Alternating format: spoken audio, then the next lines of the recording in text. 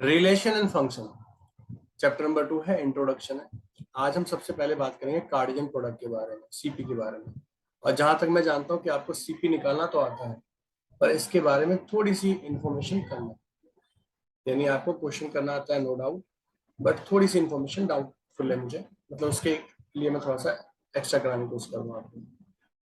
कार्डियन product, सीधी सी बात है, Cartesian product में प्रोडक्ट हो रहा है तो सिंगल पे तो कभी पॉसिबल नहीं होगा। ध्यान रखना, cartesian product can be formed on sets, यानी कार्डियन प्रोडक्ट फॉर्म्ड होगा किसके ऊपर? सेट्स के ऊपर। सेट्स भी हमारे पास मिनिमम क्या होंगे? 2 होंगे, ज्यादा हो सकते हैं। यानी we can apply the cartesian product of any set, then it is not necessary to be have a only 2 sets, it may be more than 2 sets. Okay, so सीधी सी बात है, एक टाइप से हम कनेक्टिविटी कर रहे हैं। मैंने सेट माना 2, 3 और 4, ठीक। बी कोई सेट लिया 5, 7 और 9। अब मैं एक कार्डियन बी, ये ए क्रॉस बी को ए क्रॉस बी नहीं बोलते, क्या बोलते हैं? ए कार्डियन बी बोलते हैं। अगर सेट पे क्रॉस की कंडीशन यूज होती है तो वो क्रॉस नहीं कहलाती, वो क्या कहलाती है? कार्डियन कहलाती है। अब सीधी सी बात है, कार्डियन किया गया, ठीक है। अब कार्डियन को लिखते कैसे हो? तो लिखना तो आपको आता होगा, बताइए क्या क्या है, कैसे लिखेंगे? सर 2 को बी के सारे एलिमेंट्स के साथ पेयर करना है और गुड, राउंड ब्रैकेट्स में लिखना है। ठीक है। 2, 7, 2, 9, गुड। 3, 5, 3, 7 और 3, 9। उसके बाद 4, 5, 4, 7 एंड 4, 9, ये ना। अब मुझे बताओ यस सर। कि ए कार्डियन बी कैसी फॉर्म है?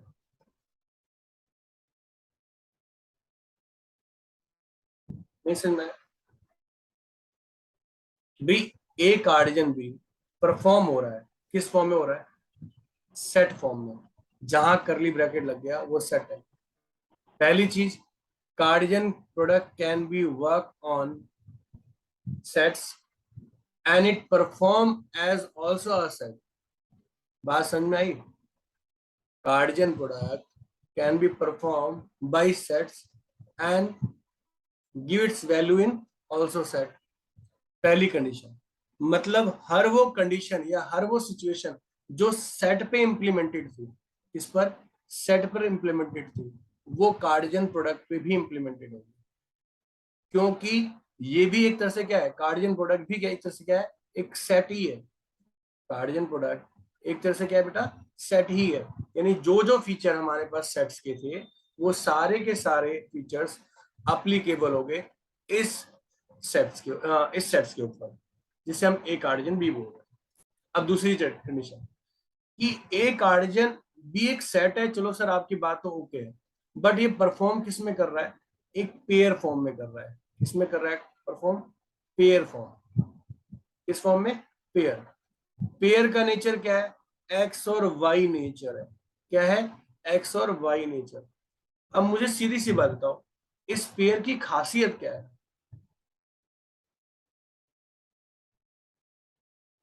बोलिए। घबराइए मत बेटा, अगर आपको आता है तो फिर मेरी जरूरत नहीं थी, टेंशन मत लो। जो आता है, जो समझ में आता है वो आप बताइए।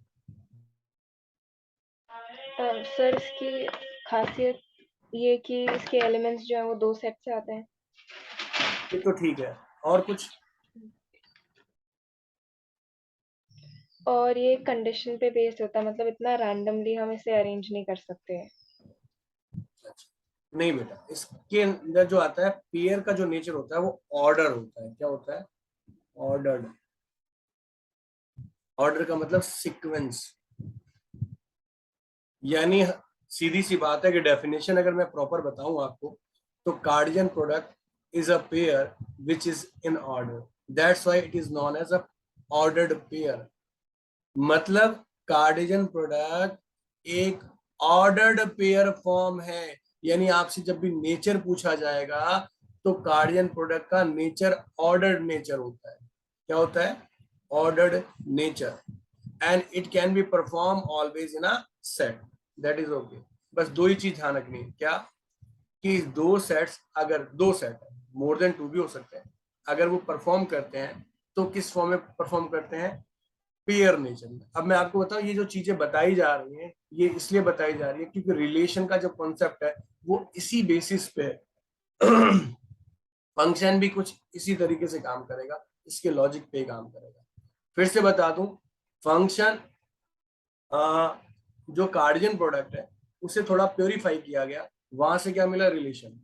रिलेशन को और प्योरीफाई किया तो वहां से क्या मिला, फंक्शन। मतलब ये तीनों इंटरलिंक है, इसलिए इसको समझना जरूरी था। तो फर्स्ट, कि कार्डियन प्रोडक्ट के अंदर हम जो परफॉर्म करवाते हैं ध्यान रखना, यहाँ तो क्या है, यहाँ जो एलिमेंट आते हैं सेट के अंदर, जो एलिमेंट होते हैं उनका नेचर क्या होता है,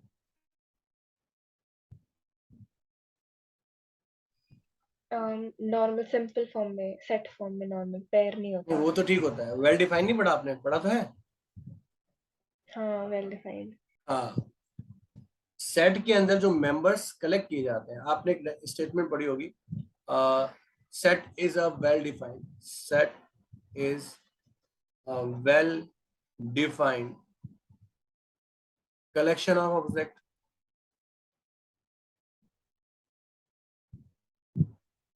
ठीक, ये पढ़ा है ना।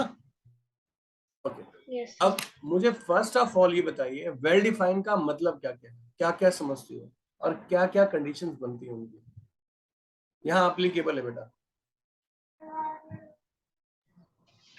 वेल डिफाइंड में कि हम किस यूनिवर्सल सेट से उन एलिमेंट्स को एक्सट्रैक्ट करेंगे और वो किस बेसिस पे हम लिखेंगे उन्हें।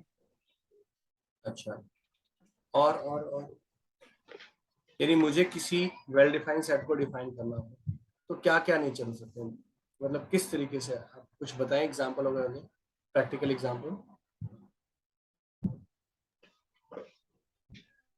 वेल डिफाइंड में हम कह सकते हैं जैसे कि किसी ऑथर, अगर हम ऐसे प्रैक्टिकल एग्जांपल लेंगे तो किसी ऑथर ने कौन कौन सी बुक्स लिखी हैं, तो वो एक कंडीशन हो गई कि इस ऑथर की लिखी हुई बुक्स के अलावा हम किसी भी और बुक को इंक्लूड नहीं करेंगे। गुड, और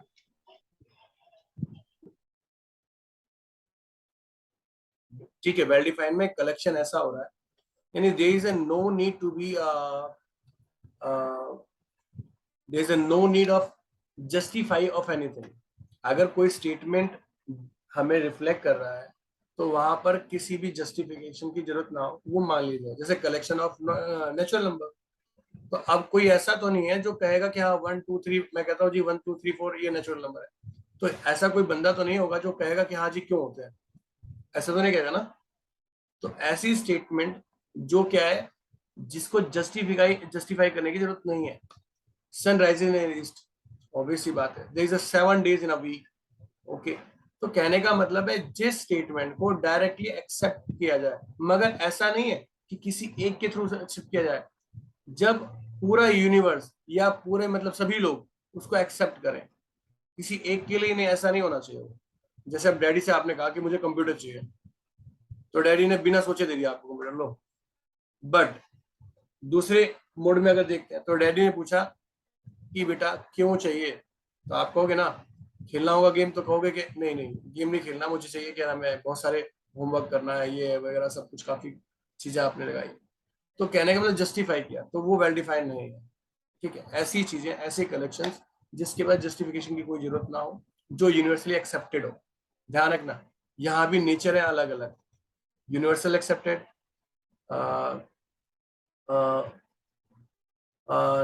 क्या कह सकते हो, नेचुरल मतलब बाय नेचर, बाय नेचर कह सकते हो, ठीक है। एक ग्रुपिंग कंडीशन में कह सकते हो, यानी इसमें बहुत सारी फॉर्म्स है, इसके बारे में मैं डिटेल में बाद में पढ़ाऊंगा, फिलहाल अभी के लिए वापस आते हैं यहीं पे। ठीक है, तो हमें समझ में आ गया कि कार्टेशियन प्रोडक्ट क्या है। Cartesian product is a pair which is in ordered, which is in ordered, that can be performed such as in a xy mode। इसमें xy मोड में लिखते हैं, इसका नेचर क्या है, ऑर्डर्ड पेयर है। क्या है, ऑर्डर्ड पेयर। क्लियर हुआ बात, कोई कंफ्यूजन? No sir. ठीक, अब हम बात करते हैं कि सर इसने परफॉर्म किया तो how can we count the elements. तो I think you know very well this is known as a, अगर आपको याद हो, आपने पढ़ा हो सेट के अंदर, तो Na का मतलब क्या होता है? Number of elements in a set, ये होता है ना। इसे क्या क्या पढ़ते हैं? Yes ma'am. इसे पढ़ते हैं card of A, cardinal number. Cardinal number of A, ठीक है। और क्या बोलते हैं? Number of elements in a A, number of elements in A, है ना, A set, set A. Good. अगर मैं सीधी सी बात करूं कि मुझे काउंट करना था, एक और चीज, वेल डिफाइन के अंदर कोई एलिमेंट रिपीट नहीं होता, मालूम है ना। वेल डिफाइन में no element can be repeat, ठीक है। रिप्लेसमेंट कैन बी डन, यानी एलिमेंट को अगर हम आगे पीछे लिखते हैं तो उस पर कोई फर्क नहीं पड़ता, वो वेल डिफाइन होते हैं, है ना। तो you must have to be just known कि हमारे पास जो कार्डियन प्रोडक्ट है, कार्डियन प्रोडक्ट है, that can be replaced but no pair can be same, ये ना। तो यहां से कार्डियन प्रोडक्ट की अगर मैं बात करूं, सिंपल सी बात है कि कार्डियन प्रोडक्ट में एक चीज और की जा सकती थी। मैं इसी कार्डियन प्रोडक्ट को, ए कार्डियन बी को मैं कैसे लिख सकता था? 2 5 3 5, मैं किसी भी पेयर को आगे पीछे लिख सकता हूँ, कोई फर्क नहीं पड़ता। 9 लिख लिया मैंने, 4 5 लिख लिया, फिर मेरा मूड आया नहीं जी मैं 2 9 लिखूंगा, तो there is no excuse regarding anything. ऐसे मैं सारे एलिमेंट लिख सकता हूँ, ध्यान रखना। पर मैं इनकी पोजीशन को चेंज नहीं कर सकता, समझो बेटा। अब मैंने क्या बोला? पेयर है, मैं पूरे पेयर को रिप्लेस कर सकता हूँ, इसको यहां ला सकता हूँ, इसको इस साइड ला दूंगा, कोई दिक्कत नहीं है। बट मैं इसकी पोजीशन, यानी अगर मुझे 3 9 दिया है तो I can't right 9 3। This is a important thing. क्यों? क्यों ऐसा है? क्योंकि इसका जो पेयर है उसका नेचर क्या है? ऑर्डर्ड पेयर है। इसका नेचर क्या है? Ordered pair. ऑर्डर्ड पेयर का मतलब क्लियर है, जो पहले है वो पहले ही आएगा, और जो दूसरे नंबर पे है वो दूसरे नंबर पे ही आएगा। यानी pairing can be define in a order but replacement can't be. आगे बात समझ में? अगर मैं पूरा पेयर एक जगह से दूसरी जगह और दूसरी जगह से पहली जगह लाऊं तो there is no excuse regarding this concern, but replacement of pair can't be feasible. मतलब x1 y1 can be replaced x2 y2, ठीक है, ऐसे कर सकते हैं, प्लीज चेंज। बट मैं x1 y1 को कभी भी y1 और x1 नहीं करूंगा, ठीक है। बात समझ में आ गई? अब बात आई, यस ऐसा मैम। ऐसा क्यों? इसके लॉजिक्स हैं बहुत सारे। मैंने कहा फंक्शन रिलेशन को पढ़ने से पहले हमें इसके बारे में पता होना चाहिए, दैट्स वाई मैं ये टीच कर रहा हूँ, अदरवाइज मैं पढ़ाता नहीं, क्योंकि मुझे मालूम है कि आपको क्वेश्चन करना आता है, ठीक है। कुछ फैक्ट, कुछ forms. First of all n A, number of A की बात करी तो आपको पता है, मुझे बताने की शायद जरूरत नहीं है। और अब मैं आपको कार्डियन के बारे में कुछ और चीजें बता देता हूँ। फिर से बता दूं, मैं कुछ एक आध क्लास एक्स्ट्रा रखूंगा जिसमें मैं आपको रिकॉल कराऊंगा सारे कॉन्सेप्ट जो आपने पढ़े हैं, पर अभी नहीं, अभी जो कंटिन्यू प्रोसेस चल रहा है वो चलता रहेगा आज आपके अकॉर्डिंग, ठीक है। नेक्स्ट हम बता रहे हैं number of A cartesian B. How can you define this?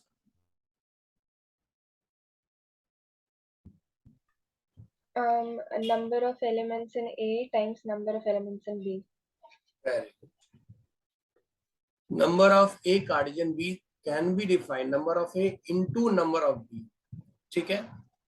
अब यहां से क्लियर हो गया, अगर मेरे पास फर्स्ट में 3 थे, सेकंड में 3 थे, तो उसके क्या हो गए? 9 आ गए, ठीक है, 9 आ गए। इतनी बात समझ में आ गई? अब अगर मैं number of A cartesian number of A करूं तो ये भी क्लियर है कि sir number of A into number of A कितना होता है? नंबर ऑफ ए का स्क्वायर, ये होगा। ऐसी अगर मैं number of A A A up to A को n टाइम्स करूं, n times, then I can write this number of a's to power of m कर लेते हैं, इससे ना कंफ्यूजन ना हो आपको, as m. Is it okay or not? कोई कंफ्यूजन इसमें? Yes, sir. अच्छा, नेक्स्ट हम बात कर रहे हैं कि सर ये बात तो आपकी समझ में आ गई, आपने इससे पहले एक सबसेट के बारे में सुना होगा, सुना है? बताइए सबसेट के बारे में क्या होता है? So a subset is a set that is extracted from a universal set, और उसमें जो elements होते हैं वो जरूरी नहीं है कि सारे elements हों. जैसे हमारे पास सेट A है तो उसके सबसेट में हो सकता है कि सारे elements हो सकता है उससे कम हो. अच्छा, ओके, चलिए मैं अगर किसी भी सबसेट के बारे में बात करता हूँ, यानी पहले काउंटिंग से स्टार्ट करते हैं, फिर उसको एक्सप्लेन करने की कोशिश करेंगे. तो वापस सेट थोड़ा थोड़ा सेट का पढ़ाना पड़ेगा मुझे. हाँ, number of subset, number of subsets, ठीक है. तो अगर मैं नंबर ऑफ सबसेट के बारे में बात करता हूँ तो नंबर ऑफ सबसेट क्या होगा कि एक एग्जांपल लेते हैं 1 2 and 3. मुझे इसका सबसेट बताइए क्या क्या होगा.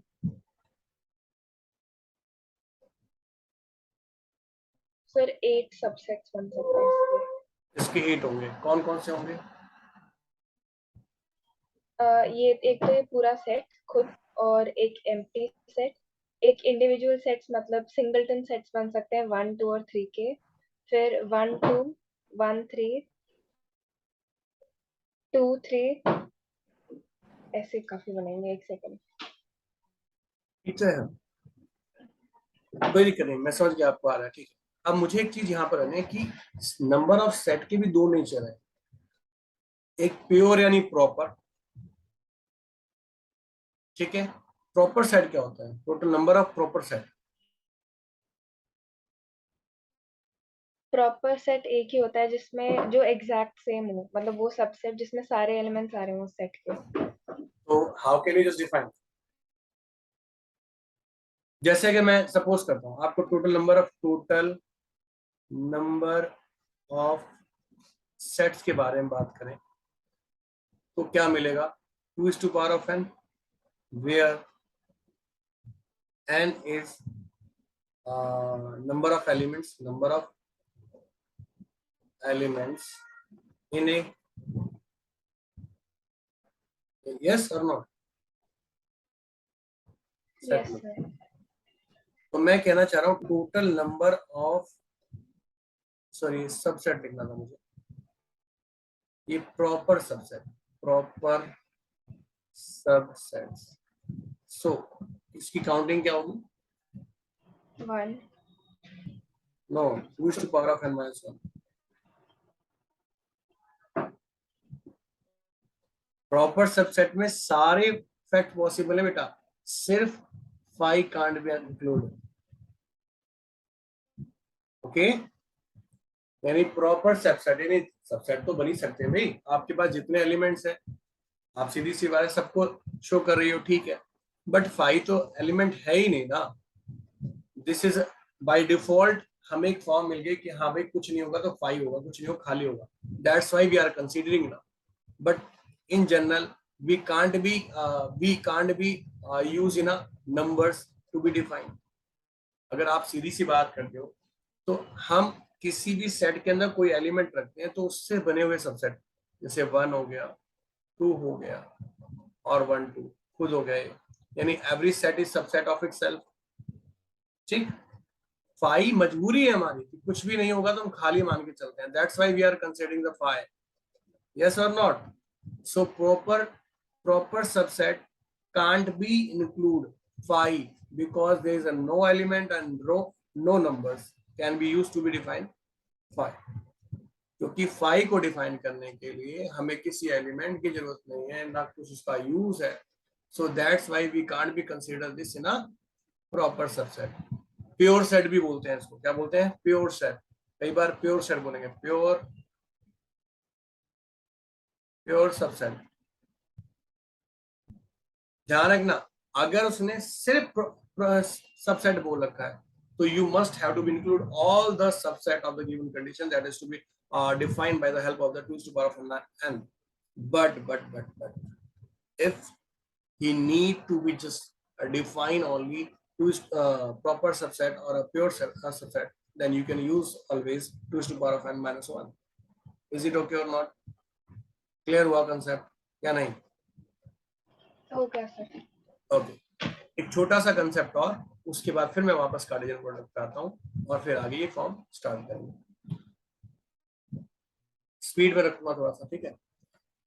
फिलहाल मुझे ये बताइए कि आप कार्डियन प्रोडक्ट हो गया आपका। हाँ, पावर सेट के बारे में जानती है? हाँ सर, पता तो है, बट इस बार इस सिलेबस से डिलीट हो गया। Power set is a set of every subset of a set.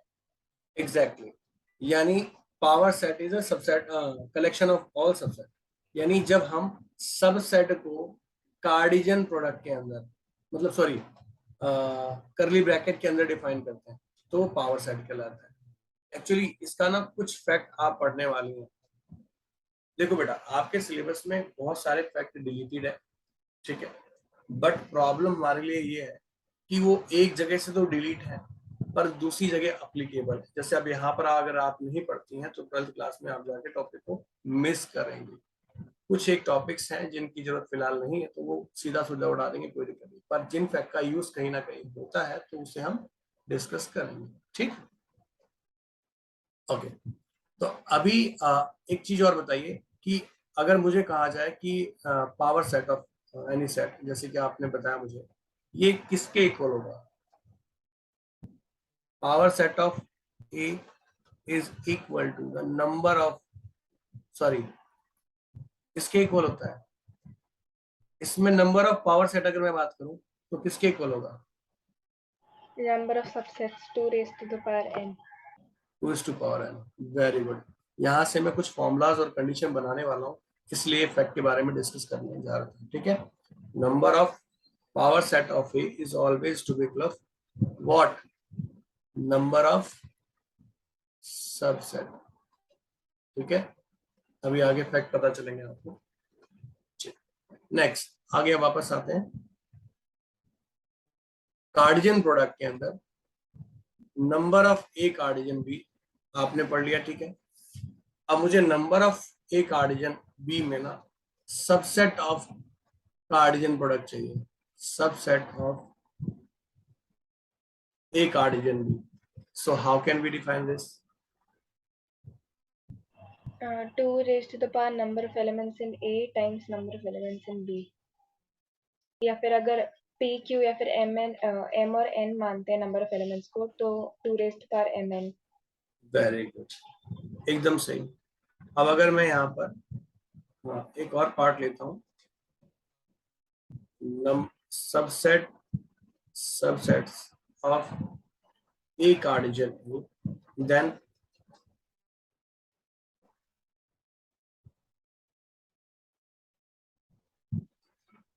A cartesian A। जी जी, सो इसमें number of subsets number of elements होंगे A, number of elements in A का स्क्वायर। वेरी गुड, शाबाश। अब घबराइए मत, यहाँ से मैं कुछ फॉर्मूला बनाने वाला हूँ, ठीक है? बहुत सारे फॉर्म्स हैं, कई सारे फॉर्मूले बनेंगे। तो subsets of A cartesian A up to m times, तो क्या होगा बेटा? वॉइस ऑन करिए। ये स्क्वायर की जगह m लग जाएगा पावर में, 2 रेज़ टू पावर n। ठीक, ध्यान रखिए सारे फैक्ट मैं पढ़ा रहा हूँ रिलेशन के लिए, रिलेशन फंक्शन के लिए। ये बात समझ में आ गई यहाँ तक? कोई कंफ्यूजन है? गुड। अब ना एक रफली एक बार वो देख लो। देखो, बुक ना दो रेफर करेंगे साथ साथ। एक ना एनसीईआरटी चलेगी आपकी, दूसरा एग्जाम्पलर चलेगा।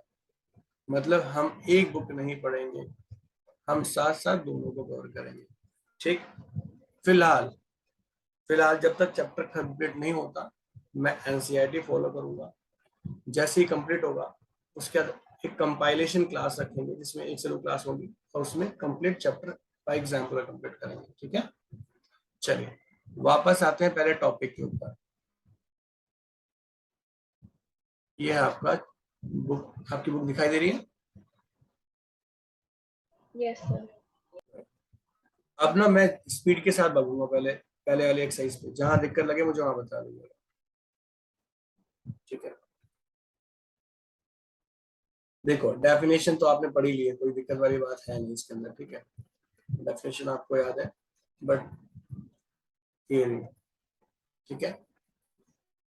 देखो यहाँ पर कह रहा है given a non empty set, ध्यान रखना पी और क्यू क्या होना चाहिए, नॉन एम्पटी सेट होने चाहिए। The cartesian product denoted as perform as P cartesian Q is the set of all ordered pair. ये देखिए, ये है मेन इंपॉर्टेंट वर्ड, यानी सारे के सारे ऑर्डर्ड पेयर बनाएगा जिनका नेचर क्या होगा, सॉरी पेयर बनाएगा जिसका नेचर क्या होगा, ऑर्डर्ड होगा। सो पी क्यू, ये पी है और ये क्यू है। अगर मैं क्यू और पी करता तो this will be Q and P. यहाँ बता रखा है उसने पी इसका एलिमेंट और क्यू इसका एलिमेंट। आई थिंक क्लियर हुआ है या नहीं हुआ? कंफ्यूजन? Yes sir. पक्का? ठीक है, क्वेश्चन आपको आते हैं, एक बार रफली फिर भी ले लेता हूँ मैं, जहां आपको दिक्कत लगे वहां मुझे बता देंगे।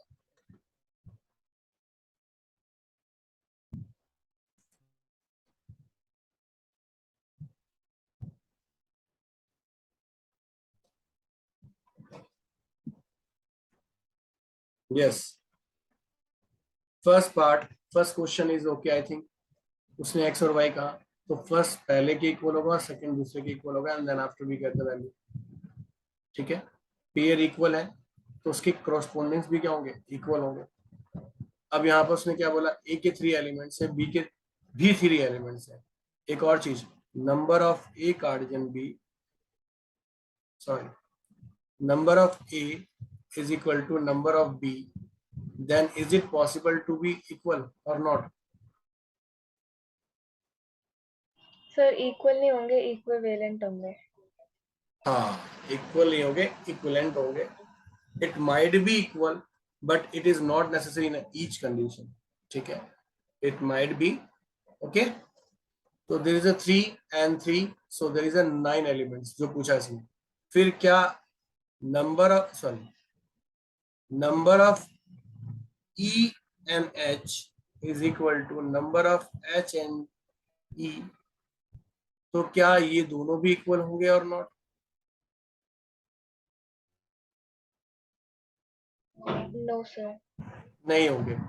कार्डियन प्रोडक्ट की खासियत ये है कि उसकी ठीक रिवर्स कंडीशन का, क्योंकि तो काउंटिंग की बात आ रही है, नंबर कहती है वो काउंटिंग के बारे में बात करता है।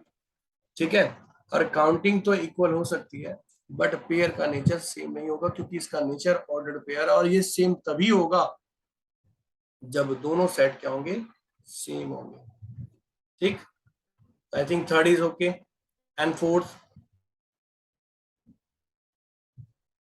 फोर्थ में फर्स्ट ट्रू है फॉल्स है? सर फॉल्स है। फॉल्स है। क्या कमी है इसके अंदर? एम एन के बाद एम एम भी आना चाहिए था, एम एम और को भी रिपीट होना था, और और फिर एन एन भी आएगा। वेरी गुड, सीधी सी बात है, दो एलिमेंट इसके हैं तो इसके एलिमेंट है, चार बनेंगे यहाँ पर, 2 into 2। 4 है यहाँ पर, 2 दे रखा है तो गड़बड़ है। अब दोनों में इसने रिवर्स तो दे रखा है मगर दोनों के सेम वाले नहीं दे रखे हैं, तो we consider that. Okay, next वाला, सेकंड पार्ट।